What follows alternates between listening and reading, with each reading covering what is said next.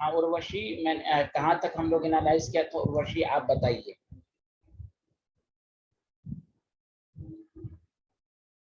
Yes sir, एक minute.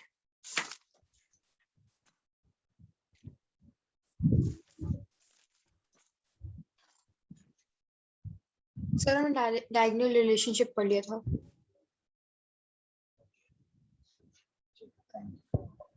Sanchi आपने कहाँ तक पढ़ा था Sanchi? Sir effective nuclear charge वाला खत्म हो गया था हमारा। चलो ठीक है, ग्रेट।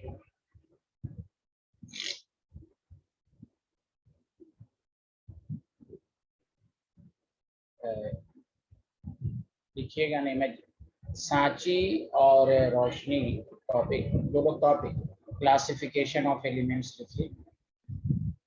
तो वशी आप ये टॉपिक लिख चुकी हैं, और क्या कहते हैं देविन भी ये टॉपिक लिख चुके हैं। क्लासिफिकेशन ऑफ एलिमेंट में सारे लोग टॉपिक डालिए। नेक्स्ट ट्रांजिशन एलिमेंट, उर्वशी सब लोग। सर डायगोनल रिलेशनशिप के बाद है ना? जी जी जी जी, इसी के बाद आप टॉपिक डालिए transition element.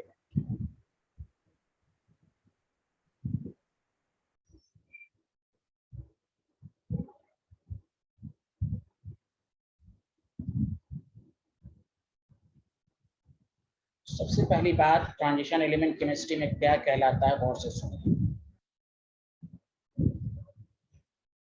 D block element, पहले गौर से सुनिए, लिखिएगा नहीं। D block elements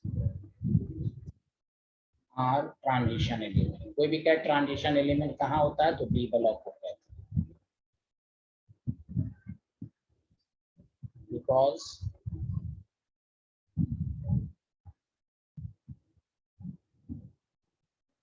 line between, आपको मालूम है पीरियोडिक टेबल में एस होता है, पी और डी, एस और पी के बीच में डी होता है, क्योंकि 1 से 2, 3 से 12 एंड 13 to 18 ये तो होता है ग्रुप। बोलिए हाँ या ना, सब लोग तो पढ़ चुके हैं ना। Hello everyone.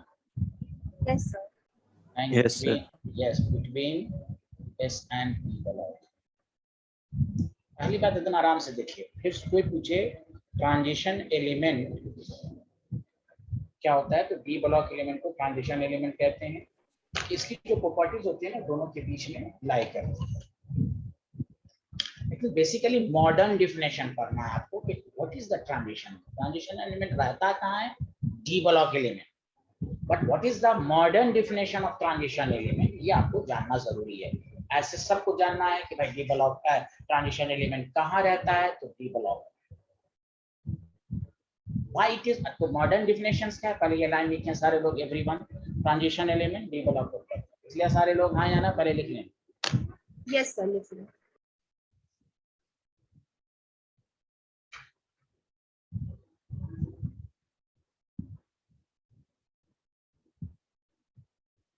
अध्यान, आप प्रीवियस क्लास में कहाँ थे? सर मेरा वाईफाई खराब हो गया था। अच्छा, सर मैंने निष्कर्ष सर को बता दिया था। हाँ ओके ओके, वीडियो लेक्चर देख लीजिएगा scientist. Ji sir. P block element are transition element because it lying between S and P block। लिख लिया सारे लोग हाँ या ना? Yes, sir. अब लिखिए नेक्स्ट वन, मेरे साथ साथ लिखना शुरू कीजिए सारे लोग, फिर मैं समझा दूंगा। पहले लिखिए, transition element is defined as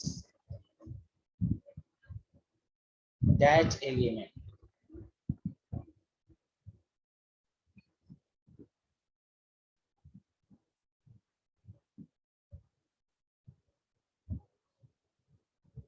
in which d orbital is partially filled। Partially field का मतलब ये है कि अनपेयर्ड इलेक्ट्रॉन होना चाहिए। अनपेयर्ड इलेक्ट्रॉन का मतलब समझते हैं ना, single electron. Transition element is defined as that element in which d orbital is partially filled. पहले बताइए, यहाँ तक लिख लिया। Transition element is defined as that element in which d orbital is partially filled. आगे लिखूं? अच्छा चलिए, मैं आज लिख जगह है, उसके आगे लिख लीजिएगा partially filled in ground state मतलब स्टेबल स्टेट और इन कंबाइन स्टेट। कंबाइन को ये भी कहते हैं एक्साइटेड स्टेट। कंबाइन स्टेट पहले देखिए, कंबाइन स्टेट। ट्रांजिशन एलिमेंट उसको कहते हैं जिसमें डी ऑर्बिटल के अंदर पार्शियली फिल्ड अनपेयर्ड इलेक्ट्रॉन हो ग्राउंड स्टेट में या किसी कंबाइन स्टेट में। उसको मैं अच्छे से समझा देता हूँ। ट्रांजिशन एलिमेंट रहता क्या पीरियोडिक टेबल में, तो डी ब्लॉक एलिमेंट में होता क्या, मॉडर्न डिफिनेशन यही है कि बिकॉज ट्रांजिशन एलिमेंट में डी ऑर्बिटल पार्शियली फिल्ड होना चाहिए। चलिए लिख लिया सारे लोग, आगे बढ़ें, जल्दी बताइए। Hello everyone. Yes sir. आप सुनिए, गौर से सुनिए। आपको मालूम है ट्रांजिशन एलिमेंट में मैंने कहा था D block 3D series. 3D series को आप कहेंगे first transition series. First transition series जिसमें आपको मालूम था स्कैंडियम 21 से लेकर 30 तक एलिमेंट था, जो मैंने याद कराने का ट्रिक्स दिया था। गौर से सुनिए। 4D सीरीज था, सेकंड ट्रांजिशन सीरीज है, इसको सेकंड ट्रांजिशन सीरीज भी कहते हैं। अच्छा, डी 11th में है कि एस ब्लॉक 11th में पढ़ा, डी ब्लॉक पूरा 12th में पढ़ना है, पूरा डिटेल। यहाँ बस नॉलेज रखना भाई, डी ब्लॉक ट्रांजिशन एलिमेंट होता है जो आपको पूछा जाएगा, जो आपके सिलेबस में है। पूरा डी ब्लॉक पर पीएचडी जो है वो 11th के 12th के सिलेबस में 48 है। 5D सीरीज को हम क्या कहेंगे साइंटिस्ट लोग बताइए? Third transition series. ओके, कुछ तो बोली मेरे साथ साथ। Okay, yes. लैंथेनम 57 के बाद हाफनियम था, ला हफ्ता वर्ना रे 2 Hg। अब सुनिए, दिस इज वेरी इंपॉर्टेंट।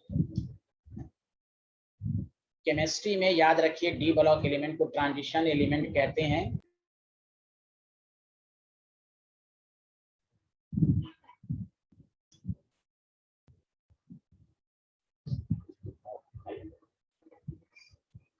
हाँ, लेकिन याद रखिए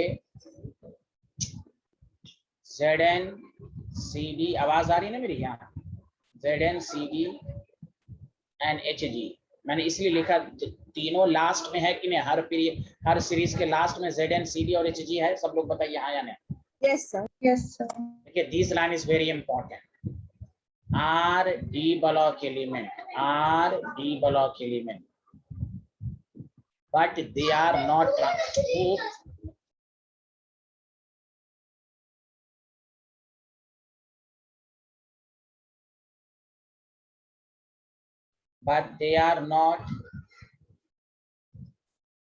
ट्रांजिशन एलिमेंट। रुक जाइएगा और से सुनिए। हमने आपको आज डिफिनेशन Zn30 है, आप क्या लिखते हैं? Argon 4s² 3d10। This is called ground state. बताइए ग्राउंड स्टेट में डी कंप्लीटली फिल्ड है, हाँ या ना? जल्दी बताइए सारे लोग। Yes sir. जबकि कहा गया कि अनपेयर्ड इलेक्ट्रॉन होना चाहिए, तो डी कंप्लीट। अब एक मिनट, तो सर हम चेक कर लेंगे। कंबाइन स्टेट का मतलब ये हुआ कि Zn जब कंबाइन करेगा तो इलेक्ट्रॉन लॉस या गेन करेगा। तो आर्गन Zn+2 तो 3d10। तो ग्राउंड स्टेट में भी डी कंप्लीटली फिल्ड है और कंबाइन स्टेट में भी कंप्लीटली फिल्ड है। इसीलिए Zn जो है वो ट्रांजिशन एलिमेंट नहीं है, डी ब्लॉक है। इसलिए एक स्टेटमेंट याद रखिए, कोई पूछे ट्रांजिशन एलिमेंट, अच्छे से सुनिए, ट्रांजिशन एलिमेंट किस ब्लॉक के एलिमेंट को कहते हैं? D block. पहली बार आपसे पूछेगा all D block element are transition element, false statement. All transition element are D block, correct statement. मतलब हर डी ब्लॉक ट्रांजिशन एलिमेंट है एक्सेप्ट ZnCd and Hg। क्योंकि ये लास्ट में होता है तो उसका डी कंप्लीटली फिल्ड होता है, जबकि ट्रांजिशन एलिमेंट के लिए कहा गया डी कंप्लीटली फिल्ड नहीं होना चाहिए, उसमें अनपेयर्ड इलेक्ट्रॉन होना चाहिए 1 to 9। D10 है, हाँ D10 है ग्राउंड स्टेट में भी और कंबाइन स्टेट में भी। हाँ, कभी कभी ऐसा होता है D10 ग्राउंड स्टेट में, हो सकता है कंबाइन में D9 हो जाए, तो फिर ये ट्रांजिशन एलिमेंट कहलाएगा। दोनों में से किसी एक स्टेट में भी अनपेयर्ड इलेक्ट्रॉन है तो वो ट्रांजिशन एलिमेंट कहलाएगा। क्या मेरी बातें सबको समझ में आई? हाँ या ना, जल्दी बताएं। सर आप एक बार दोबारा बता दोगे? क्या? हाँ, क्या नहीं समझ में आया बताइए। हाँ, ट्रांजिशन एलिमेंट के लिए क्या कंडीशन है पहले बताइए आप। हाँ बताइए, कोई बात, मैं दोबारा समझाता हूँ। ट्रांजिशन एलिमेंट के लिए क्या कंडीशन है, जल्दी बताइए डेविन,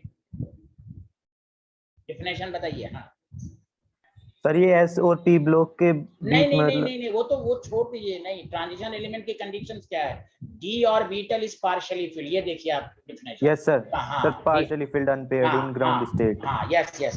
तो ग्राउंड स्टेट या कंबाइंड स्टेट दोनों में से किसी एक में भी, दोनों में से, दोनों में नहीं, दोनों में से किसी एक में भी अगर अनपेयर्ड इलेक्ट्रॉन है तो ट्रांजिशन एलिमेंट होगा। अगर ग्राउंड स्टेट में कंप्लीटली फिल्ड है और कंबाइंड स्टेट में भी कंप्लीटली फिल्ड है तो वो ट्रांजिशन एलिमेंट नहीं होगा। सुना? Yes sir. इसलिए Zn CD Hg D block है, लेकिन ये ट्रांजिशन एलिमेंट नहीं करे, क्योंकि ग्राउंड में भी D10 है, कंबाइन में भी, क्योंकि कंबाइन करेगा तो इलेक्ट्रॉन लॉस होता करेगा ना। तो मैंने +2 चार्ज है तो D10 है, तो दोनों में कंप्लीटली फील्ड है, इसलिए they are not transition element. आया समझ में? Yes sir. यही हाल CD का होगा, यही हाल Hg का होगा। अब बताइए, किसी और को कोई डाउट है? बिला झिझक पूछिए, डर के आगे जीत है, जल्दी पूछिए। डी ट्रांजिशन एलिमेंट सबको समझ में आया? बोलिए हाँ या ना। Yes, sir. Yes sir. एक दफा और, ट्रांजिशन एलिमेंट कहाँ रहता है तो बोलिए डी ब्लॉक में रहता है। लेकिन पूछे what is the transition element, what is the modern definition of transition element? तो ट्रांजिशन एलिमेंट होने के लिए जरूरी है उस डी ब्लॉक एलिमेंट में डी में अनपेयर्ड इलेक्ट्रॉन होना चाहिए, which is also called partially field.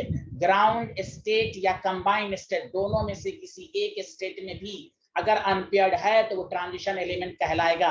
इसलिए केमिस्ट्री ने कहा कि D block element transition element है, एक्सेप्ट तीन को छोड़कर। अब वो तीनों लास्ट में है, Zn CD एंड Hg। बोलिए आया समझ में? और अच्छे से आपसे पूछेगा व्हाई, ये this is a very periodic table में क्वेश्चन पूछेगा, why Zn CD and Hg are D block element but still they are not transition element, because they have completely filled. मैं रीजन भी लिख देता हूं, बिकॉज दे का मतलब तीनों, they have completely filled। मुझे उम्मीद है कि आप अच्छे से आ गया होगा, मैं बहुत दफा रिपीट कर दिया। बोलिए हाँ या ना, completely filled। अरे बोलिए ना हाँ या ना, completely filled d orbital। यस सर। Yes, sir. Very good. Sanchi को आया scientist Sanchi? Yes, sir. Ground state as well as in combined state, तीनों दोनों में ये है। चलिए अब आप लिखना शुरू कीजिए। ये लिख लिया था आप लोगों ने हाँ या ना, जल्दी बताइए। Yes, sir. Yes sir. जो ले, हाँ ठीक है, वेरी गुड। अरे आद्यान अक्षर सबको समझ में आ रहा है? जल्दी बोलिए हाँ या ना। Yes sir. बहुत अच्छे अक्षर साहब, बहुत अच्छे आदमी आप, वेरी गुड वेरी गुड। सारे Yes, लोग sir. Very good very good. अरे कशिश रहमान को आ रहा है? साइंटिस्ट कशिश Rahman, Yes, sir. Very good very good. सबको आना चाहिए अच्छे से।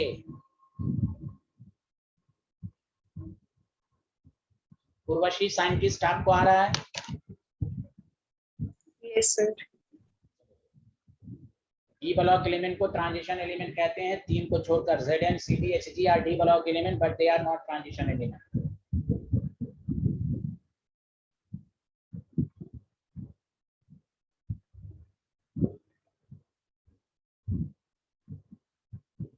Sir, written. Okay sir. बोलिए बोलिए। सर आप एक बार पहली वाली स्लाइड देखोगे सर, मुझे लग रहा है एक पॉइंट रह गया मेरा। अच्छा पहली वाली स्लाइड यही है, पहली वाली स्लाइड यहाँ से कंप्लीटली, हाँ यहाँ से ये है। सर ये ऊपर क्या लिखा है एरो के साथ? सर क्लासिफिकेशन ऑफ एलिमेंट्स के सामने। हाँ तो ये नीचे जो जगह खाली था, they have partially filled in ground state, उसी के साथ कंटिन्यू करें ना। Okay sir. हाँ उसी के साथ कंटिन्यू करें, एरो के ऊपर मैंने बना दिया है।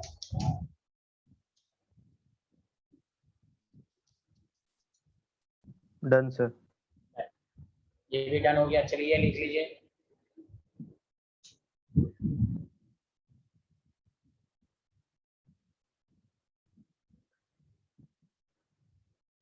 सर ये वाली स्लाइड हो गई।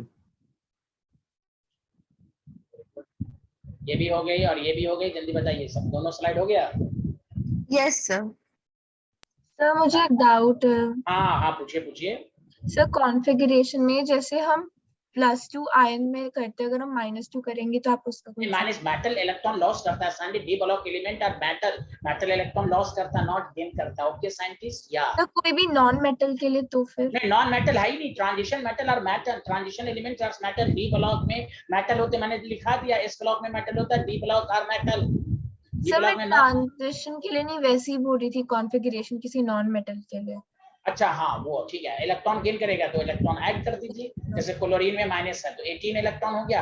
अब लिख दीजिए 1 square 2 square 2p6 3s square 3p6। Okay, हो गया मामला। Okay okay sir. हाँ, क्लोरीन 17 था तो 1 square 2 square 2p6 3p5। Okay, chlorine minus है तो 18 इलेक्ट्रॉन 1 स्क्वायर 2s स्क्वायर। तो इसमें तो और आसान है, 18 उसका 18 का कॉन्फ़िगरेशन लिख दीजिए। दिस इज आसान। केटायन में थोड़ा टफ होता है कि इलेक्ट्रॉन लॉस करना है। अब किसी में से लॉस करना है, आउटर मोस्ट शेल से, उसमें स्ट्रॉन्ग कंफ्यूज है। इसमें तो कुछ नहीं है। एनायन में तो बहुत आसान है, O2 माइनस कुछ नहीं, 10 इलेक्ट्रॉन बस, घटाघट 1 स्क्वायर 2 स्क्वायर 2p6। हो गया मामला। केटायन में तो मैंने सिखाया था ना, पहले न्यूट्रल का लिखिए फिर आप इलेक्ट्रॉन लॉस, 2 स्टेप प्रोसेस था। हाँ या ना, जल्दी बोलिए, हाँ या ना, जल्दी बोलिए। Yes sir. हाँ, एनायन में तो कुछ करना नहीं, डायरेक्ट भाई O2 माइनस में 10 है, डायरेक्ट लिख दीजिए। या ओके, आगे बढ़े सारे लोग, बताइए। सर ये वाली स्लाइड रह रही थी। तो वो पिछली वाली स्लाइड दिखा दीजिए। ये स्लाइड रह गई थी तो तुम क्या सर हो इससे गई? पिछले वाली भी सर। ओ माय गॉड, हे भगवान, क्या है भाई? कोई कहता हो गया, जल्दी लेके भाई, अल्लाह रहम करे आप लोगों को, जल्दी करें भाई। हाँ, ये सेकंड स्लाइड है, मैं एक दफा रिपीट कर देता हूँ। This is first slide. एकदम सच सच बताइए, सबका कंप्लीट है everyone? Yes sir. Good. This is second slide, आप इसको लिख लीजिए सारे लोग और फिर कंफर्म कीजिए। Yes sir written. Everyone written including Akshat, Urvashi, Sanchi, Roshni, Yes, sir. Yes, sir. Sir लिख लिया है। ओके, लिख रहे हैं? नहीं सर लिख लिया। अच्छा, लिख लिया। ओके, चलिए ये लिखिए।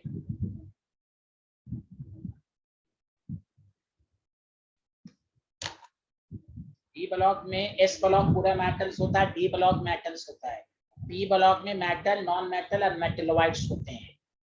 अब मेटलोइड्स पूरे पी ब्लॉक में या केमिस्ट्री में 5 हैं: germanium, arsenic, antimony, selenium, tellurium. Boron और सिलिकॉन में कॉन्ट्रडिक्शन है, उसका मैंने आंसर दे दिया था आपको, कहाँ रेफरेंस है।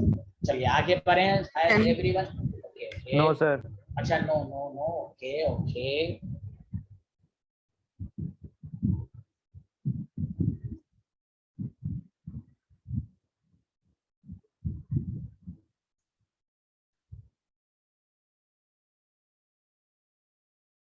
Done sir.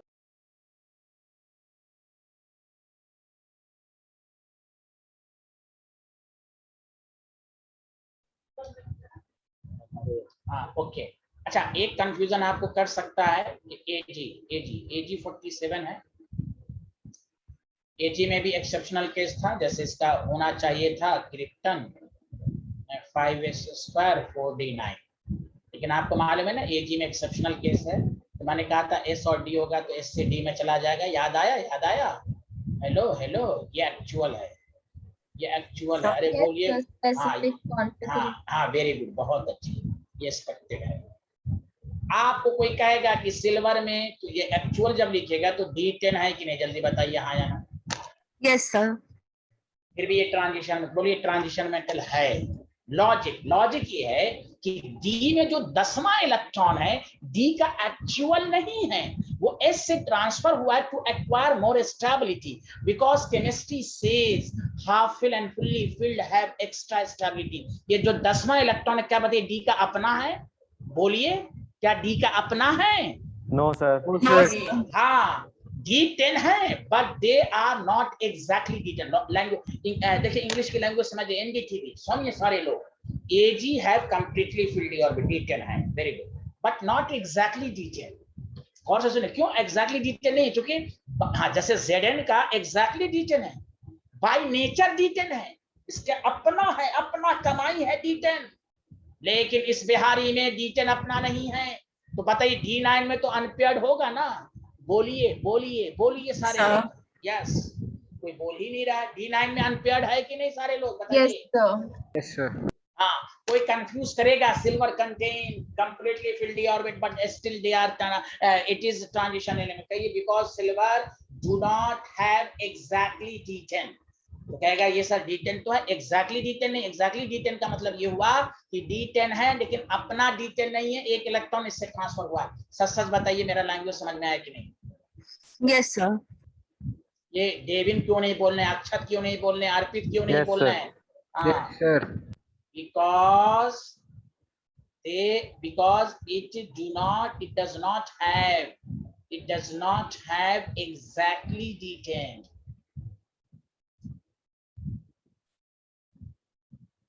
सर तो इसमें कंबाइंड स्टेट वाला नहीं होगा? कंबाइन स्टेट तो है, ये है कंबाइन स्टेट में भी जाएगा तो Ag पर +1 होता है, +1 भी होगा तो देखिए D10 हो रहा है, इसलिए तो कहा कि ये एक electron yes D9 sir, actually, +1 हाँ वही है, इसलिए एक्चुअली D9 होता है ये, वो D10 अपना नहीं है इसका, ये does not have exactly D10 configuration। Okay, तो ये याद रखिएगा, कोई कंफ्यूज करे जहां पर भी हुआ है इस तरह का तो आपको याद रखना है। ओके स्टूडेंट, जल्दी बताइए, आया समझ में? Yes sir.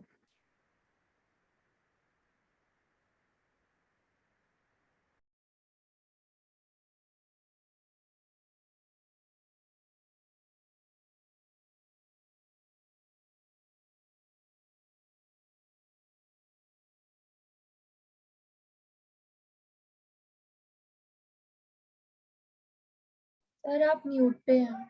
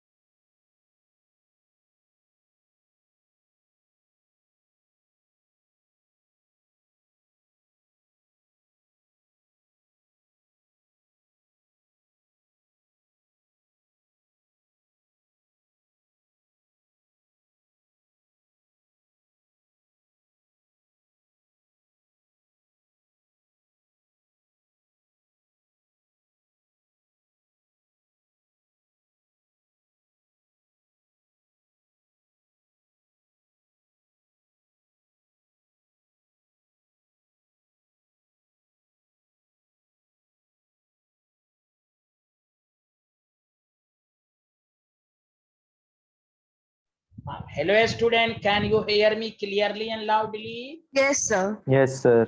हाँ, सच सच बताइए, ये समझ में आया या नहीं आया, सच सच बताइए। यस सर, आ गया। हाँ चलिए फिर से एक दफा मैं समझा देता हूँ, कोई कंफ्यूज करेगा कि D10 है फिर भी ये ट्रांजिशन एलिमेंट है, तो कहिए कि D10 में 10वां इलेक्ट्रॉन उसका अपना नहीं है, खुद का नहीं है, वो specific electronic configuration to acquire half more stable configuration, 1 electron transfer from S to D। चलिए आगे बढ़ते हैं। ये ट्रांजिशन एलिमेंट, नेक्स्ट टॉपिक डालिएगा inner transition element. Okay student, topic डालिए इनर ट्रांजिशन एलिमेंट। क्या टॉपिक डालिएगा, जल्दी बोलिए। Inner transition inner element. Transition element. Very good everyone. Inner transition element.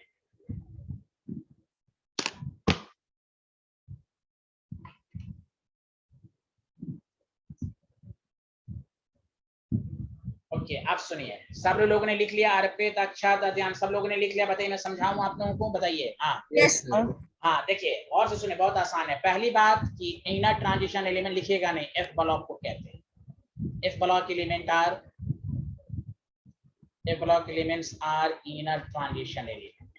पहली बात, सर क्यों, why transition element D block? देखिए मैं आपको समझाता हूँ, अच्छे से समझाता हूँ। देखिए आपने अभी पढ़ा था ना 5D सीरीज में, लैंथेनम पहला एलिमेंट था, उसके बाद Hg था, लास्ट में Hg था 72। बताइए 58 से 71 बीच में नहीं है ना, ये एफ ब्लॉक एलिमेंट होता है कि नहीं? जल्दी बोलिए हाँ या ना। याद कीजिए, सबको पढ़ाया था ना 58 Yes, से sir. 71। Group 7. Yes sir. Yes. अब सुनिए, तो खुद सोचिए 57 के बाद आप 72 तक जो जाएंगे तो 72 तक जाने के लिए 58 से 71 क्रॉस करना पड़ेगा कि नहीं? जल्दी बोलिए हाँ या ना। Yes sir. Yes sir. वही कहना है कि ये डी ब्लॉक ट्रांजिशन एलिमेंट है, क्योंकि ट्रांजिशन मेटल के अंदर ही एक सेपरेट सीरीज बना रहा है। फिर से सुनिए, why it is called inner inner inner inner. क्यों कहा गया? Because they form separate series with in the transition series. आया समझ में? ये 58 इसी के बीच में ना होगा। बोलिए बोलिए। Yes sir. इसके हाँ देखिए, 58 के 71 के बाद इधर ट्रांजिशन है, 58 से इससे पहले भी ट्रांजिशन एलिमेंट है, इसके बीच में एक सेपरेट सीरीज बनाया, इसलिए इसका नाम पड़ा इनर ट्रांजिशन एलिमेंट। तो पहली बार इनर ट्रांजिशन एक ब्लॉक होता है। Why it is called inner? Because they form separate series with in the transition series. आया समझ में? सच सच बताइए, आया कि नहीं? हाँ। Yes sir. अरे डेविन, तुम लोग कुछ बोल ही नहीं रहे हो यार। सर आ गया। यस हाँ, sir. because they form separate series, they form separate series within the transition series, within the transition series, within the transition series। और आपको मालूम है कि एफ ब्लॉक 2 होता है, लेंथेनॉइड सीरीज और एक्टिनॉइड सीरीज। याद है? अरे बोलिए, सिखाया था मैंने। Yes sir. 58 से 71 ये लेंथेनॉइड सीरीज होता है, और 90 to 103 एक्टिनॉइड सीरीज होता है। याद आया? इन दोनों को एफ ब्लॉक Yes, कहते sir. हैं। ये दोनों को एफ ब्लॉक कहते हैं। ये सब इनर ट्रांजिशन एलिमेंट कहलाता है। ये सब होता है रेयर अर्थ एलिमेंट, यानी अर्थ में ये सब पाया जाता है, बहुत ही रेयर अर्थ एलिमेंट, इसको ये भी कहते हैं। एफ ब्लॉक एलिमेंट को रेयर अर्थ एलिमेंट भी कहते हैं। ये सब लैंग्वेज सब याद रखिए, एग्जाम में कभी कुछ भी पूछ सकता है आपसे।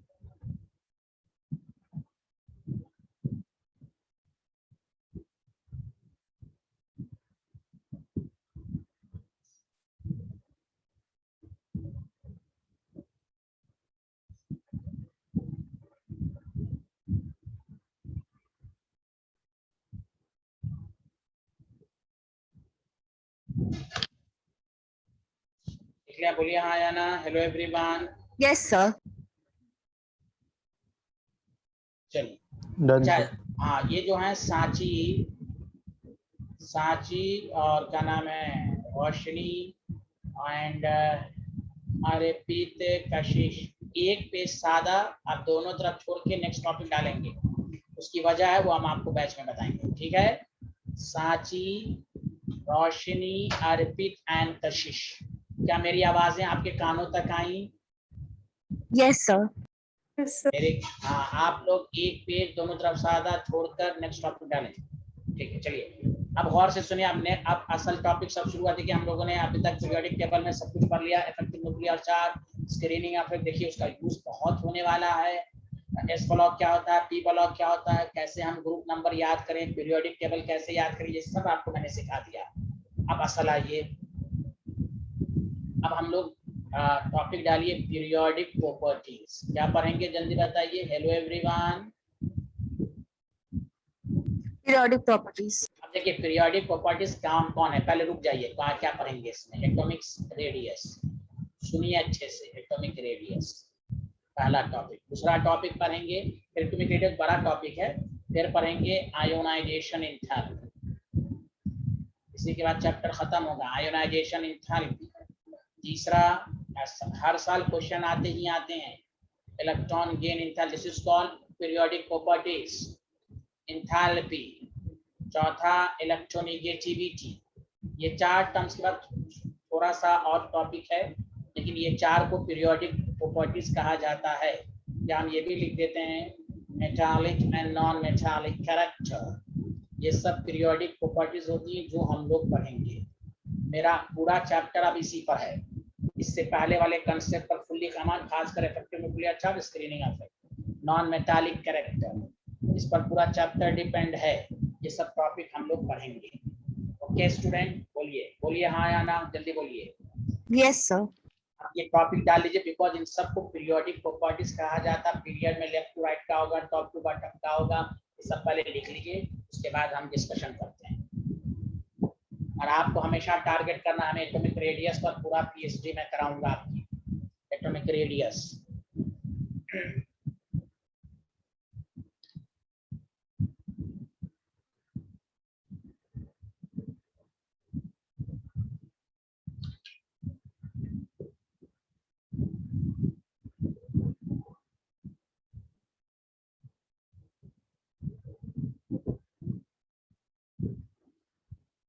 Done sir.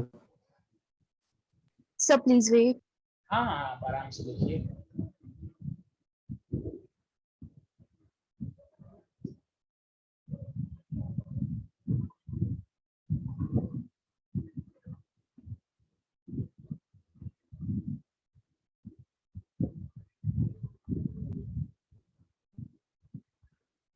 Yes, sir, written.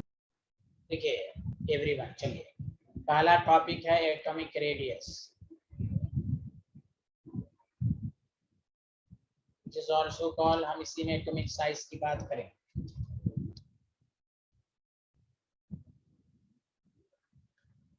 डालिए और 5 मिनट मेरे भाषण को अच्छे से सुनिएगा और से सुनिए। कोई भी अगर आपको कहे कि भाई हम एटम का एग्जैक्ट साइज कैसे मालूम करते हैं, पहले लॉजिक सुन लीजिए। आप किसी भी एटम का exact atomic size, accurate atomic size नहीं निकाल सकते। तो सर हम फिर भी टॉपिक लिखा रहता है, हम इसको कैसे डिफाइन करेंगे, वो हम बताएंगे। सर क्यों नहीं डिफाइन कर सकते, मैं उसका लॉजिक बताऊंगा। पहले ये माइंड में क्लियर कर लें, सारे लोग गौर से सुने कि द एक्यूरेट एटॉमिक साइज या exact atomic size of any atom can't be determined. उसके बहुत सारे रीजंस हैं। पहला रीजंस बताइए, एटम बहुत ही स्मॉल होता है कि नहीं? चलिए बताइए सारे लोग, स्मॉल होता है कि नहीं? जल्दी बताइए, हाँ या ना। Yes sir. सारे लोग बताइए ना, एक ही आदमी क्यों बोल रहे हैं? Yes. Atom is very small. Atom का रेडियस याद है रदरफोर्ड में 10 टू द पावर माइनस क्या कहते हैं 15 मीटर। बहुत ही कम, बहुत ही कम। छोटी चीज का एक रेडियस निकालना कितना मुश्किल है। पहला reason, atom is too small. दूसरा, आप क्लोरीन का रेडियस मालूम कर रहे हैं ना, तो बताइए नेचर में क्लोरीन फॉर्म में पाया जाता है कि Cl2 फॉर्म में पाया जाता है? जल्दी बताइए सारे लोग मिलकर, क्लोरीन किस फॉर्म में पाया जाता है? Cl2। बोलिए ना सारे लोग, हाँ या ना। Yes, hello everyone. सर। जिसको कहते हैं atom does not exist in free state. आप जबकि एटम है, क्लोरीन का निकालने चले हैं, क्लोरीन फॉर्म में पाया ही नहीं जा रहा है। और से सुने, आपको एटॉमिक रेडियस निकालना है तो Cl2 कंबाइन स्टेट में निकालना पड़ेगा, जो आगे आएगा। पहले हम इस बात को डिस्कशन कर लें कि किसी भी एटम का एग्जैक्ट एटॉमिक साइज आप नहीं निकाल सकते। उसका पहला रीजन है एटम इज टू स्मॉल। दूसरा reason, atom does not exist in free state. आप ऑक्सीजन का निकालना है, ऑक्सीजन तो O2 के फॉर्म में पाया जाता है, ऑक्सीजन का कैसे आप निकाल सकते? ऑक्सीजन फ्री स्टेट में एग्जिस्ट ही नहीं है। और आप ऑक्सीजन का निकालने चले, हाइड्रोजन का निकालने चले, हाइड्रोजन H2 के फॉर्म में।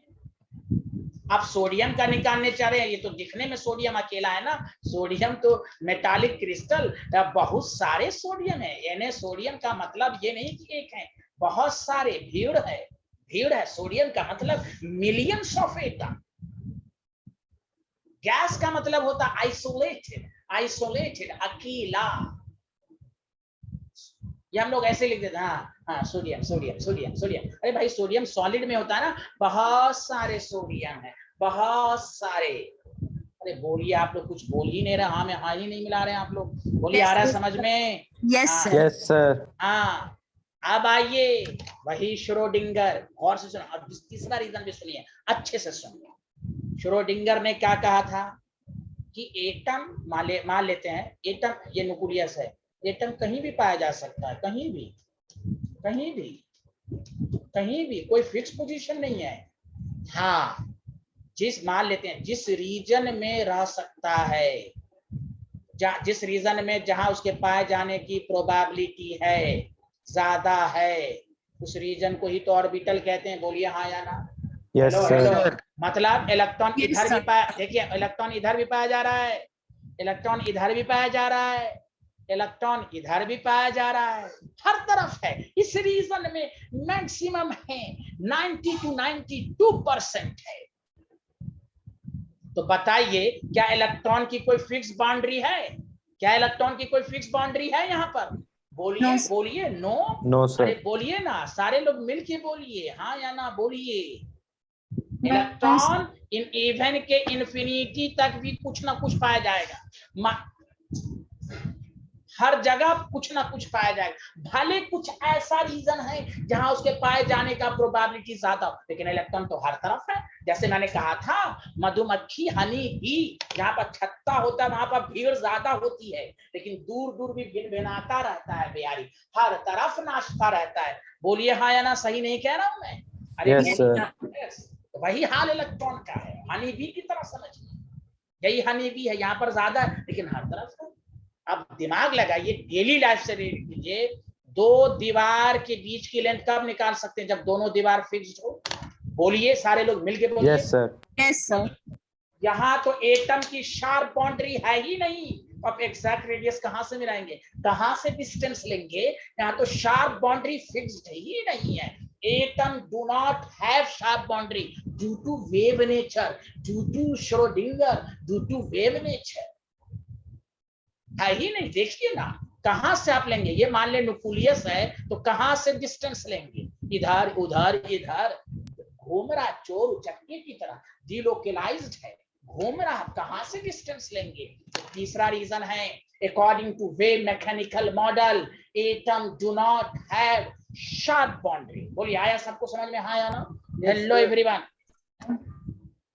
कोई बोल ही नहीं रहा, मैं इतने एक्साइटेड में सर आ पढ़ा रहा गया। हूं। आया सबको? Yes, बोलिए sir. Yes, sir. आ रहा है. या। तो एटम का एग्जैक्ट एटॉमिक रेडियस आप नहीं निकाल सकते, तो हम क्या निकाल सकते हैं वो हम बताएंगे आपको। पहले आप इस टॉपिक पर कमेंट कर लीजिए कि the exact atomic radius, the exact atomic size of any atom can't be determined. पहला reason, atom is too small. दूसरा reason, atom does not exist in free state. तीसरा reason, atom do not have sharp boundary due to wave nature. बोलिए आया समझ में? Hello everyone. Yes sir. फिर उसके बाद फिर आपको दिमाग में ऐसा फिर कैसे निकालेंगे हम बताएंगे आपको। यहाँ तक सबको समझ में आया कि नहीं? एवरीवन, कोई डाउट है यहाँ तक तो पूछिए, तब मैं आगे बढ़ूंगा। No, sir. कोई doubt नहीं. हाँ, ये सांची, सांची आप बोलिए। Scientist, No, sir. You are research scholar student, बताइए कोई डाउट है आपको? No, sir. Thank you, thank you. चलिए लिखिए, मेरे साथ साथ लिखिए एग्जैक्ट। हर दिन पढ़िए, चैप्टर बहुत इंटरेस्टिंग है।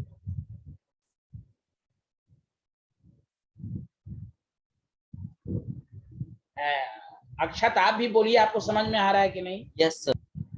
वेरी गुड, वेरी गुड, बहुत अच्छे आदमी आप। अरे अध्यान, तुम तो बोलो कुछ, तुम क्यों नहीं कुछ बोलते हो? बैठे रहते हो, हाँ या ना तो बोलो। Yes sir. हाँ बोलो बोलो, कब होगा?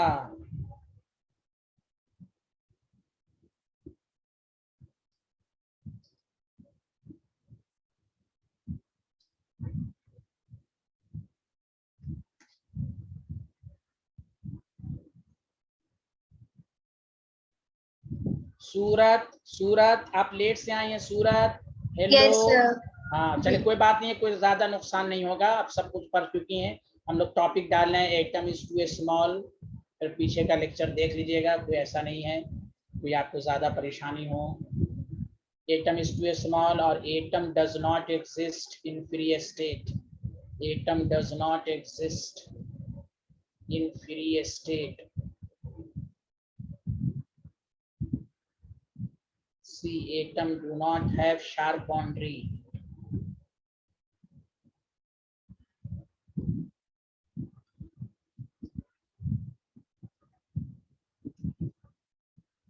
Sharp boundary. अब आगे का लाइन है,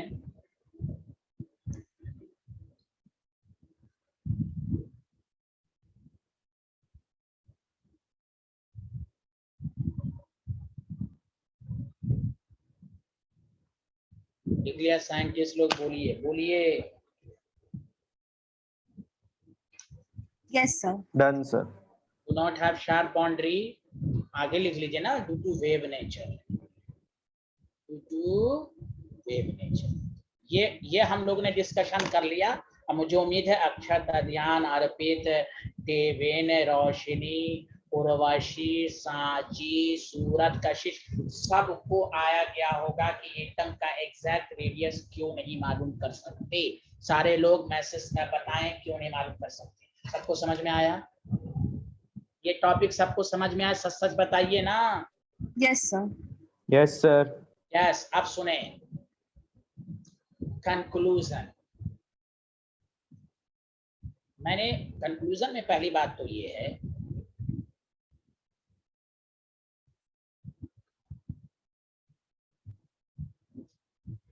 कंक्लूजन में पहली बात यह है कि अकॉर्डिंग, मेरे साथ साथ लिखिए, according to wave mechanical model, according to wave mechanical model, electron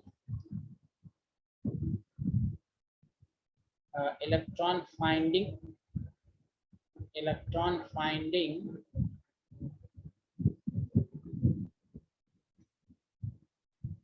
probability is an atom is always positive, हमेशा पॉजिटिव होती है। सुना सारे लोग? Even at very large distance, ये नॉलेज होना चाहिए आपको। Even at very large distance इसलिए कहा गया, देयरफॉर ये रीजन भी लिखा दिया, sharp boundary of electron in an atom can't be exist। Reason भी समझ में आ गया? जल्दी बताए, सच सच गवाही दें आप लोग। अच्छा, फ्रॉम द, अच्छा ये फ्रॉम द न्यूक्लियस लिख लीजिएगा, फ्रॉम द न्यूक्लियस। सच सच बताइए, आया ना? शार्प बाउंड्री क्यों नहीं ड्रॉ कर सकते? बिकॉज वेव नेचर ने कहा कि भाई एटम की प्रोबेबिलिटी जो है वो ऑलवेज पॉजिटिव होती है व्हेन लार्ज डिस्टेंस। अब कहाँ पर क्या है वेव नेचर की वजह से आपको तो मालूम नहीं। तो एक रीजन है जहां पर वो मैक्सिमम हो सकता है, लेकिन इंफिनिटी पर भी कुछ ना कुछ हो। चलिए आगे बढ़े। Hello everyone. Yes, sir. Sanchi, Surat, सब लोगों ने लिख लिया? सूरत आप पहले बोलिए तब मैं आगे बढ़ूंगा। यस सर, लिख लिया मैंने। Congratulation, thank you. आप सुनिए सेकंड पॉइंट। सर इस रीजन की वजह से क्या होगा, तो गौर से सुनिए। इफेक्टिव कहिए, इफेक्टिव कहिए या एवरेज कहिए, अगर हम मालूम कर भी सकते हैं ना तो इफेक्टिव साइज मालूम कर सकते हैं, एवरेज निकाल सकते हैं, हम एग्जैक्ट नहीं निकाल सकते। अगेन आई रिपीट, आप एग्जैक्ट नहीं निकाल सकते तो क्या निकाल सकते हैं? इफेक्टिव या एवरेज। बोले आया समझ में? Yes sir. Sir average size of atom is defined, लेकिन आगे का लाइन इंपॉर्टेंट है। डिफाइंड एंड रिलेटेड विथ, सुनिएगा आगे का लाइन, एलिमेंटल स्टेट और कंबाइंड स्टेट। ये अगर निकाल भी सकते हैं तो कंबाइंड स्टेट में, एलिमेंटल का मतलब कहता हूं मैं, पहले आप लिख लीजिए, मैं समझाता हूं। पहले आप लिख दीजिए एलिमेंटल स्टेट का मतलब आप समझिए। कहीं पर भी केमिस्ट्री में एलिमेंटल स्टेट है तो क्या मतलब हुआ?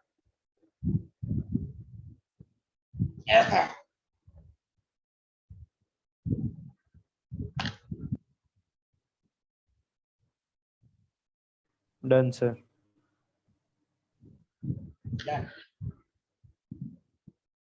Effective average size of atom is defined and related with elemental state and combined state। सब लोगों ने लिख लिया? बोलिए सारे लोग, हाँ या ना?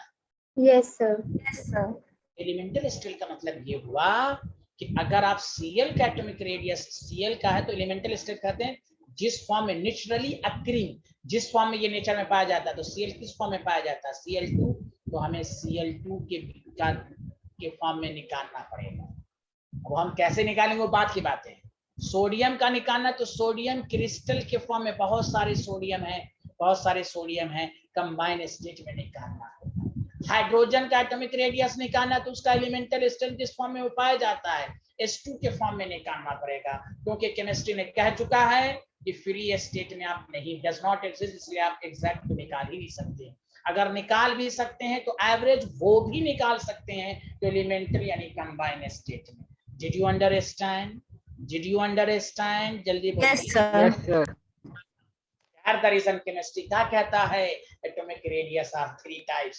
कोवैलेंट रेडियस, कोवैलेंट बॉन्ड है, कोवैलेंट बॉन्ड का मतलब क्या है, कंबाइंड है, इसलिए एटॉमिक रेडियस 3 तरह का होता है। मेटल है तो मेटालिक रेडियस, और एक होता है वंडरवाल रेडियस, वहां भी कंबाइन की बातें होंगी। आप देखिएगा, अगर एग्जैक्ट एटॉमिक रेडियस होता तो एक ही रेडियस निकलता, लेकिन ये हर तरह का क्यों निकलता है, क्यों?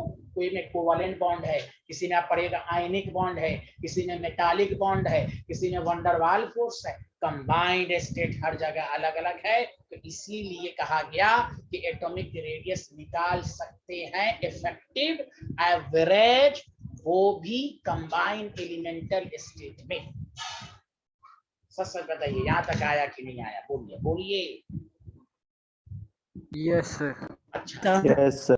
अब आइए, एक minute,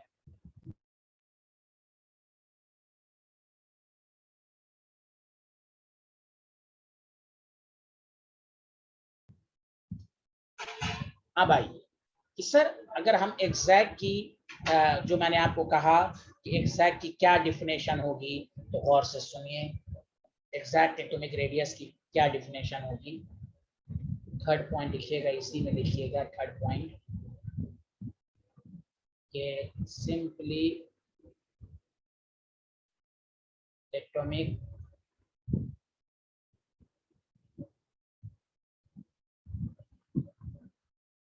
size is the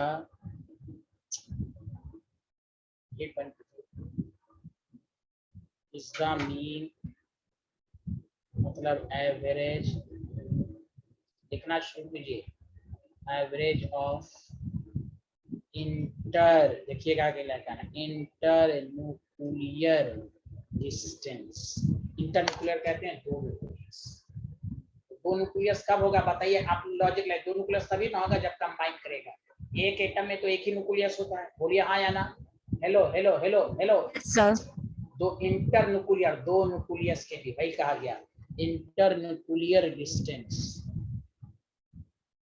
of two closest, सबसे करीब वाला, closest nuclei in elemental state. Elemental का मतलब वही कंबाइन, एलिमेंटल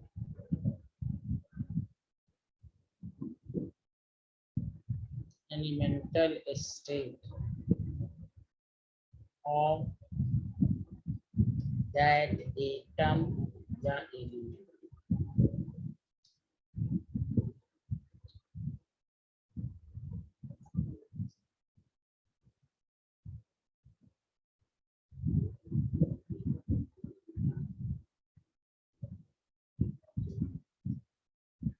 अगर हम निकाल भी सकते हैं, हाँ हम निकाल भी सकते हैं, वही average nuclear distance of two closest हो गए इन एलिमेंटल कंबाइंड स्टेट। आगे बढ़े, जल्दी बताइए हाँ या ना। हेलो। Yes, sir. यस, इसलिए केमिस्ट्री कहता है जब कंबाइंड स्टेट होगा तो आपको बोलना पड़ेगा वो कोवैलेंट बॉन्ड है उसमें कि मेटालिक है, क्या है। इसलिए केमिस्ट्री में टॉपिक होता है टाइप्स ऑफ एटॉमिक रेडियस। अरे कशिश रहमान को कुछ आ रहा है समझ में, जल्दी बोलिए। Types of, thank you. तो पहला लेके सारे लोग, कोवैलेंट रेडियस। कोवैलेंट रेडियस का क्या मतलब हुआ, कोवैलेंट बॉन्ड होगा। कोवैलेंट रेडियस का क्या मतलब होगा, जल्दी बोलिए। कोवैलेंट बॉन्ड होगा। कोवैलेंट का मतलब क्या होगा, जल्दी बताइए। Covalent bond. आगे बढ़ें, जल्दी बताइए सारे लोग। Yes, sir.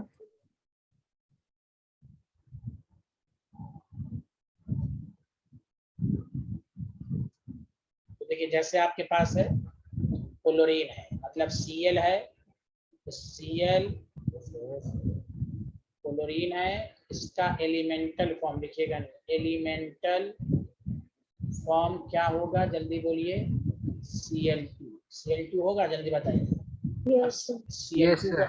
अगर हम ऐसे निकालना चाहें तो ये देखिए, ये 2 सेंटर है, मतलब 2 न्यूक्लियस, ये न्यूक्लियस हम मान रहे हैं, ये ए न्यूक्लियस मान लें, ये बी न्यूक्लियस मान लें। हम 2 तरीके से समझाएंगे यार। इसके बीच की डिस्टेंस डी है, तो वही कहा गया R covalent is equal to half D, या नहीं तो किसी बुक में ऐसे भी लिखा रहता है, एक क्लोरीन है, एक क्लोरीन ये है, इसका न्यूक्लियस ये हुआ, इसका न्यूक्लियस ये हुआ, इसके बीच की डिस्टेंस डी हुआ, तो R covalent is equal to, अब जैसे आप बनाना चाहें बना सकते हैं। इसलिए कहा गया what is the covalent radius, it is defined as half of the, इसी को कोवेलेंट बॉन्ड में क्या कहते हैं, जानते हैं? केमिकल बॉन्ड में क्या कहते हैं, बॉन्ड लेंथ। क्या कहते हैं इसको, जल्दी बोलिए, इस डिस्टेंस को क्या कहते हैं, बताइए। Bond length. Bond length. Bond length का मतलब यही ना हुआ, बॉन्ड के बीच की डिस्टेंस। एक न्यूक्लियस अगर ये 100 पिकोमीटर है तो कोवेलेंट रेडियस 50 पिकोमीटर हो जाएगा, 100/2। खुद सोचिए, जब ये 100 है तो बताइए एक सिंगल एटम का रेडियस निकल गया कि नहीं, इसका आधा कर देंगे तो सिंगल एटम का रेडियस निकल गया है कि नहीं, बोलिए बोलिए। Hello everyone. Yes, sir. पहला आपको क्या कहते हैं सर, क्लोरीन का निकालना है तो Cl2 बनाना पड़ेगा, क्योंकि Cl में तो आप निकाल ही नहीं सकते। अब इस पर डिस्कशन करना ही नहीं, क्रॉस क्वेश्चन सर Cl का क्या है, अरे मैं तो वही उसी वक्त से आधा घंटा से समझा रहा हूँ। फ्री एटम में एग्जिस्ट ही नहीं है, कोई क्लोरीन फ्री एटम में एग्जिस्ट ही नहीं है, आप निकाल ही नहीं सकते हैं भाई। ये माइंड क्लियर कर लो कि अगर हम रेडियस निकाल भी सकते हैं तो मीन रेडियस, वो भी कंबाइन स्टेट में हाइड्रोजन का निकालना है तो उसका कंबाइन H2, समझा कि नहीं, तो ये करना पड़ेगा। इसीलिए कहा गया it is defined as half of the internuclear distance between 2 bonded atom of single covalent, मतलब सिंगल बॉन्ड होना चाहिए, इसलिए इसका दूसरा नाम है SbCr, single bond. Double bond के लिए डिफिनेशन सही नहीं है, single bonded covalent radius, single bonded covalent. क्योंकि देखिए क्लोरीन में सिंगल बॉन्ड है ना, बोलिए ना, सिंगल बॉन्ड है ना, कहाँ गया सर CUR किसके लिए स्टैंड कर रहा है? हाँ CUR कहाँ है सर, R के बाद क्या लिखा है? हाँ आर है, ये जो COV, अभी मत लिखिए ये सब, अभी बताएंगे, ग्रुप जाइए। तो बताओ कोवेलेंट रेडियस की डिफिनेशन सबको समझ में आई, जल्दी बताओ सारे लोग, हाँ या ना। यस सर। Yes, sir. कोवेलेंट रेडियस के नीचे अब ये लिखना शुरू कीजिए, फिर मैं डायग्राम को दोबारा समझाऊंगा। पहले लिखिए सारे लोग, इट इज डिफाइंड, सब में वही होगा, हाफ ऑफ द इंटरन्यूक्लियस, सब में वही होगा, is defined as half of internuclear distance. सारे लोग लिखना शुरू करें, it is defined as half of internuclear distance between two similar atom, when they are bound together by single covalent bond. It is defined as half of internuclear distance between two similar atoms when they are bound together by single covalent bond. ये हुआ covalent radius की definition, single covalent bond between two similar atoms when they are bound together by single covalent bond. लिख लिया सारे लोग, hello everyone.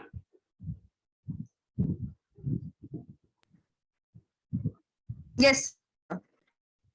अब देखिए ये आपने कहा, इसको आप सब लिख लीजिए सारे लोग।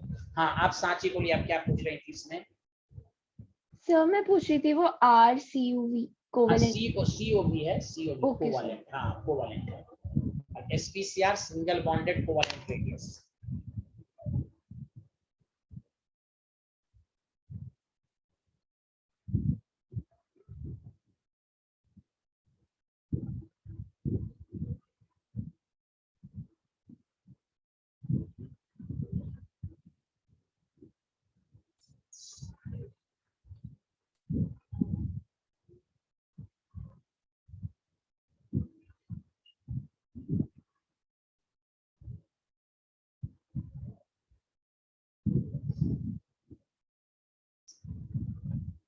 लिख लिया, बोलिए। Yes, sir. Yes, sir. देवीन, अक्षत, अध्यान सब लोगों ने लिख लिया? Yes sir. सर SBCR की भी फुल फॉर्म बता दीजिए। हाँ, single bonded covalent radius, single bonded. अरे उर्वशी, आप तो कुछ बोलिए, आप कुछ बोल ही नहीं रही है। समझ में आ रहा है Urvashi? Yes sir. Single bonded covalent radius, single bonded covalent radius, SBCR।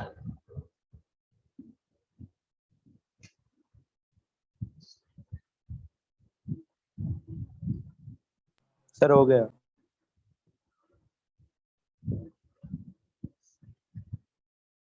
तो आपको अगर हो गया तो मैं एक ऑब्जेक्टिव क्वेश्चन के जरिए मैं आपका कंसेप्ट पूछना चाहता हूँ। पहले एक बात बताइए, ये सब हो गया। कोवेलेंट रेडियस अगर मालूम भी किया जाएगा तो दो सिमिलर एटम, सर HCl का नहीं, इसका कैसे अभी पढ़ा नहीं, इसका फॉर्मूला होता है, जब आप इलेक्ट्रोनेगेटिविटी पढ़ेंगे तब हम समझाएंगे। याद रखिए, कोवेलेंट रेडियस अभी जो लिखाया गया है डेफिनेशन को अच्छे से देखिए, इसी पर ऑब्जेक्टिव बना देगा। सर HCl ये भी तो कोवेलेंट है, आप बना सकते हैं, क्योंकि दो डिफरेंट एटम है तो फिर इसका कैसे निकालेंगे, तो इसका फार्मूला होता है, मैथमेटिकल फार्मूला। उसके लिए आपको इलेक्ट्रोनेगेटिविटी मैंने लिखवाया ना पीरियोडिक प्रॉपर्टीज में, कहाँ गया? देखिए पीरियोडिक प्रॉपर्टीज में एक होगा ना टर्म इलेक्ट्रोनेगेटिविटी, ये देखिए, ये पहले पढ़ना होगा, तो इसलिए थोड़ा सा पेशेंस रखेंगे। अभी हम सिर्फ पढ़ रहे हैं सिंगल बॉन्डेड कोवेलेंट रेडियस, वो भी सिमिलर एटम के लिए। ओके स्टूडेंट, हाँ या ना? इसलिए मैं ऑब्जेक्टिव के जरिए आपका कंसेप्ट क्लियर कर रहा हूँ। अरे कुछ तो बोलिए, आप लोग तो कुछ बोलते भी नहीं यस है। Sir. Covalent radius of oxygen can be calculated.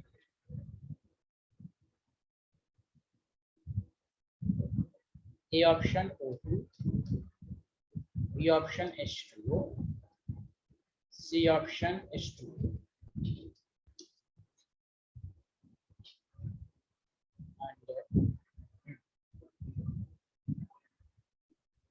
देखिए पहले क्वेश्चन लिख ले तो मैं समझाऊं। Yes sir. देखिए ऑक्सीजन, हाँ ऑक्सीजन है तो ऑक्सीजन का एलिमेंटल फॉर्म O2 होता है, कंबाइन स्टेट होना चाहिए। O डबल बॉन्ड O है, नहीं निकाल सकते, हमें सिंगल बॉन्ड चाहिए। H2O में तो O अकेला है, कंबाइन है नहीं, कंबाइन है नहीं, क्योंकि OO बॉन्ड होना चाहिए ना, OO होना चाहिए। अब H2O2 का स्ट्रक्चर ये होता है, तो थोड़ा स्ट्रक्चर आना चाहिए, तो बाद में आप पढ़ लेंगे। तो देखिए यहाँ O सिंगल बॉन्ड O है कि नहीं, जल्दी बताइए हाँ या ना। हेलो एवरीवन, हेलो, यस, यही सब ऑब्जेक्टिव दे देगा। तो जमीन तारे पर है, तारे जाने, सिर्फ कोवेलेंट रेडियस के फॉर्मूले स्कूल लेवल में पूछ देगा, डिफाइन कोवेलेंट रेडियस। और ऑब्जेक्टिव जो आता है तो स्टूडेंट टू कंफ्यूज हो जाते, कहते हैं आउट ऑफ सिलेबस पूछ दिया। No, your mind is out of syllabus. आपसे ये डिफिनेशन को हम लोग पढ़ते नहीं है, ऊपर ऊपर पढ़ लेते हैं। आपने कोवेलेंट रेडियस में सुनिए दोबारा definition, breaking news NDTV Ravish Kumar, it is defined as half of the internuclear distance between two similar atoms in a when they are bound by single covalent bond. Covalent radius जो अभी पढ़ रहे हैं वो defined है, पहली बात दो सिमिलर एटम के लिए, दूसरी बात सिंगल बॉन्ड। बोलिए क्या मेरी बातें आपके कानों तक समझ में आई, दिमाग में घुसी कि नहीं घुसा? जल्दी बताएं हाँ या ना। पहले बताएं सारे लोग, कुछ आया समझ में कि नहीं आया? सर हम ए में क्यों नहीं निकाल सकते? ए में, अरे उस वक्त से मैं बोल रहा हूँ सिंगल बॉन्ड डबल है ना। ओ माय गॉड, वेयर क्या है? Okay sir, okay sir. या सर या वो मुझे लगा, नहीं मुझे लगा, क्या लगा, क्या सर लगा? आ गया। कोई बात नहीं है, डबल बॉन्ड में उस वक्त वही तो कह रहा हूँ, डिफिनेशन रिपीट कर रहा हूँ मैं, एनडीटीवी बोल रहा हूँ। रविश कुमार की रिपोर्ट आपको समझ में नहीं आती है? रविश कुमार न्यूज चैनल सुनते हैं ना, एनडीटीवी का नाम सुना है ना आपने? अरे बोलिए। Yes sir. तो यहाँ सुनिए, फिर से मैं रिपीट कर रहा हूँ। देखिए हम लोग जो कहते हैं ना कि अरे नीट की में टफ, ठीक है पेपर होता है, लेकिन हम लोग आप स्कूल लेवल में पूछ देगा डिफाइन कोवेलेंट रेडियस, ज्यादा ये पूछ देगा, अब ये सब पूछ, लेकिन आप डिफिनेशन पर पीएचडी करें, it is defined as half of the internuclear distance, यही ऑब्जेक्टिव बना देगा। बताओ ऑक्सीजन का कैसे निकाल सकते हैं, तो ऑक्सीजन का कंबाइंड स्टेट देखना पड़ेगा। ऑक्सीजन O2 के फॉर्म में पाया जाता है, तो देखा गया कि डबल बॉन्ड है, तो यहाँ को हाँ रेडियस निकल जाएगी, इसकी रेडियस निकलेगी, लेकिन दूसरे फॉर्म में निकलेगी, वो आप पढ़ेंगे, क्योंकि अभी बहुत सारी चीजें अभी नहीं पढ़ी हैं, बहुत सारे टर्म्स नहीं पढ़े हैं आप। तो चलिए H2 में तो ऑक्सीजन O है ही नहीं है, क्योंकि ऑक्सीजन के लिए कंबाइंड स्टेट होना चाहिए, H2O2 में है। समझ बात आ रही? तो ये देखिए O सिंगल बॉन्ड O है, बोलिए हाँ या ना, तो फिर ये निकल सकता है। Any problem? No. Yes. No, sir. चलिए अब नेक्स्ट क्वेश्चन। यानी मैं जानबूझ के दे रहा हूं कि आपका थ्योरी मजबूत हो जाए कोवेलेंट रेडियस का, ऊपर ऊपर नहीं, डिफिनेशन ही में अपने आप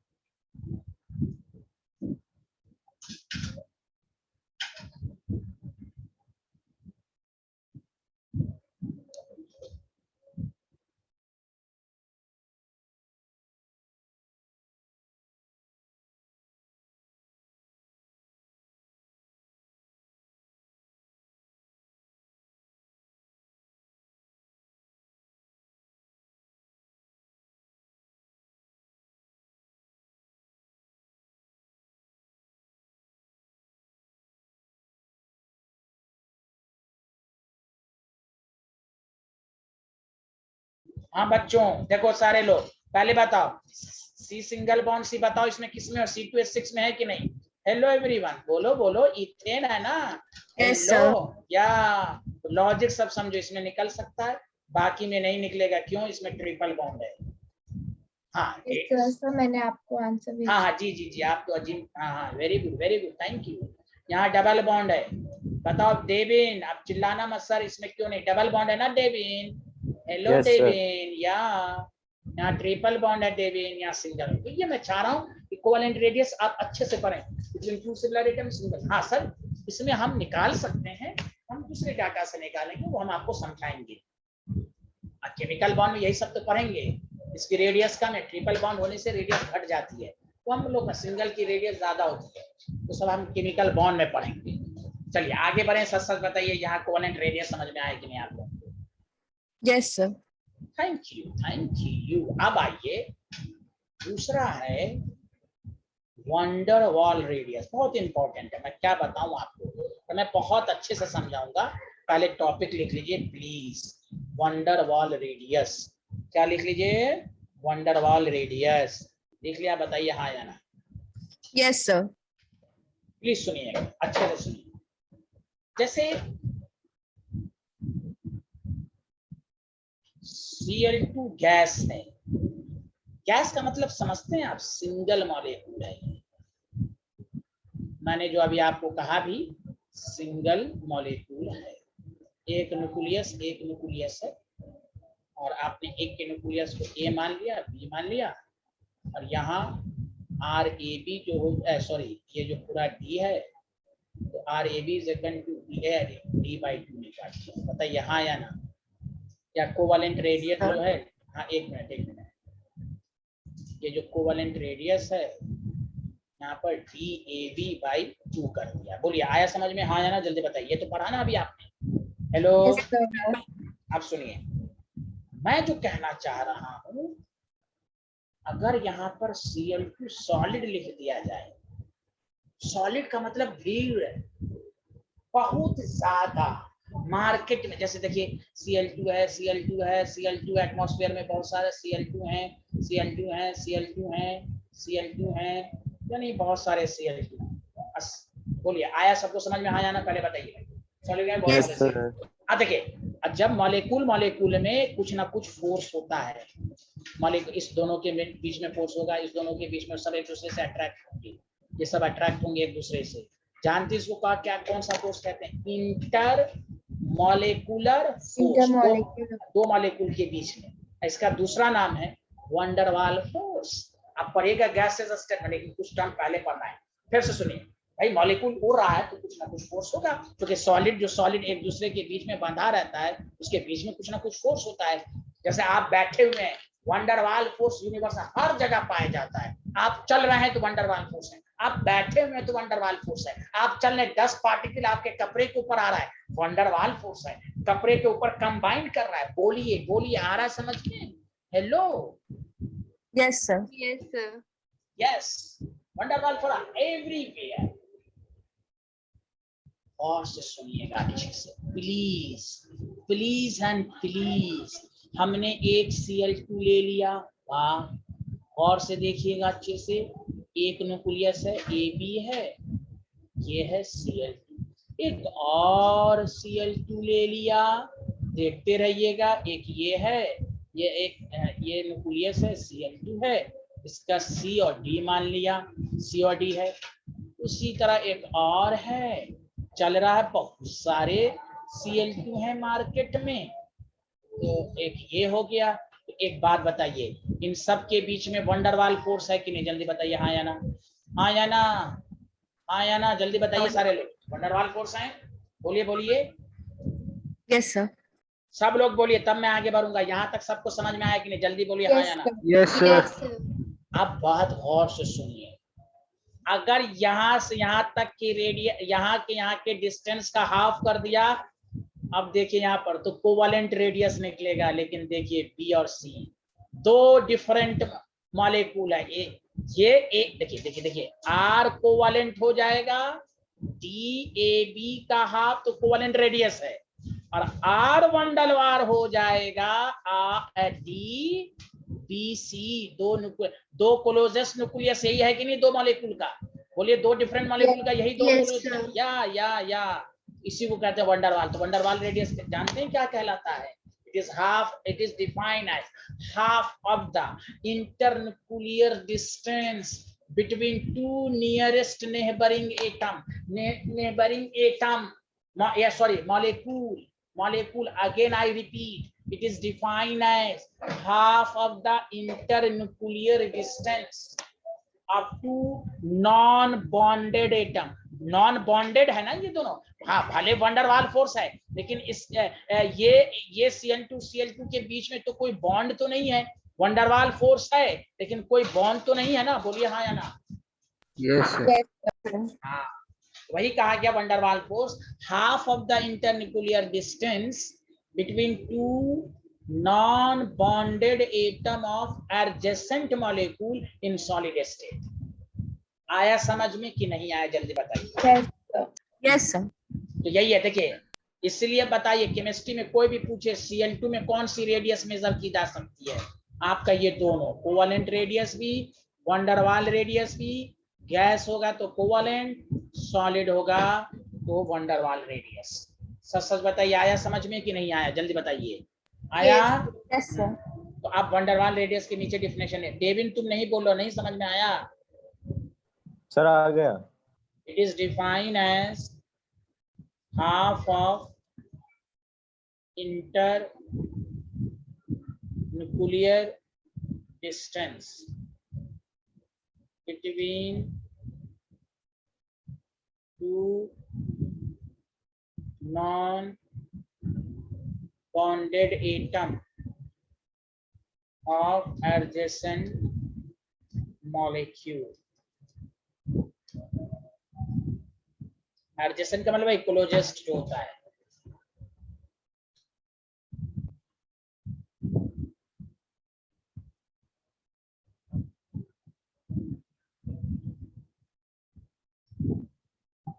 वंडरवाल रेडियस जो होता है वो दो जगह पाया जाता है, सुनो, सॉलिड स्टेट में और नॉबल। देखो बताओ, नॉबल गैस भी तो किसी से कंबाइन नहीं करता है, जल्दी बताएं।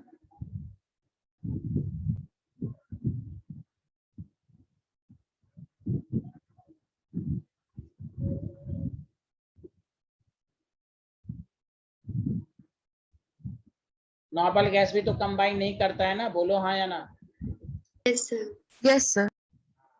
वंडरवाल रेडियस समझ लो, नॉन मेटल के बीच में पाया जाता है, नॉन मेटल के बीच में, लेकिन गैसियस स्टेट में, सॉलिड स्टेट में होगा तो वंडरवाल, और नॉर्मल गैस में भी यहाँ पे चूंकि नॉन बॉन्डेड एटम भी लिखा हुआ है, जैसे हिल।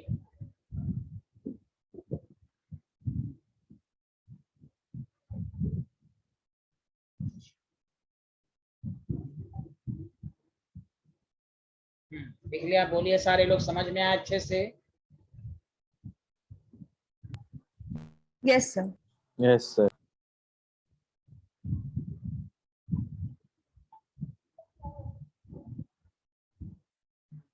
कोई दिक्कत तो, हाँ अब ये लिख लीजिए।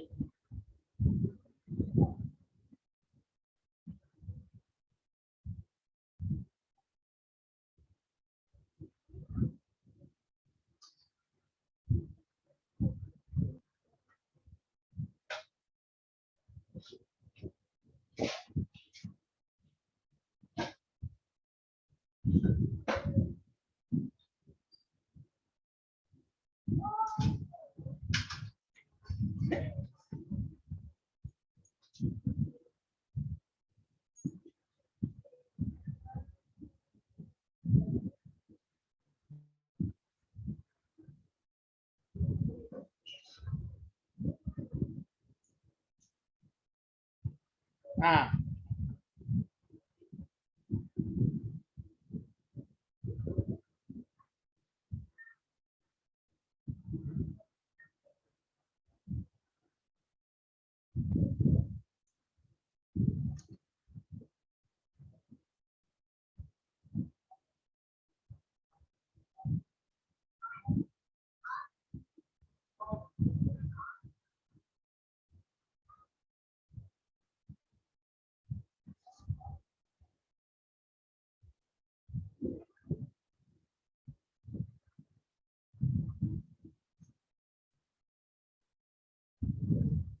सर ये सी आर कोवेलेंट रेडियस है ना?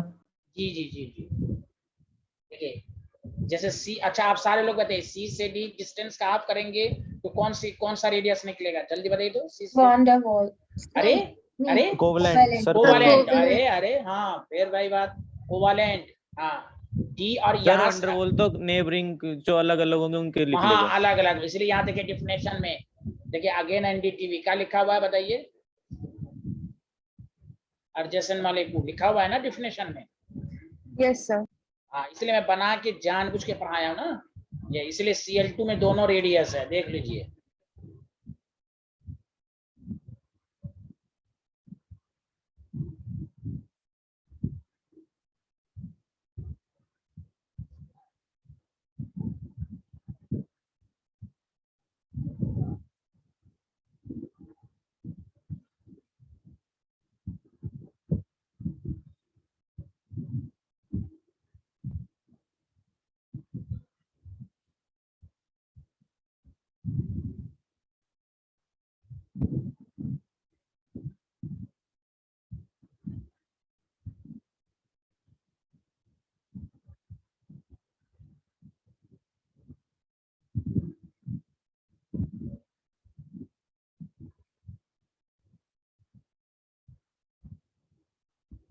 लिख लिया?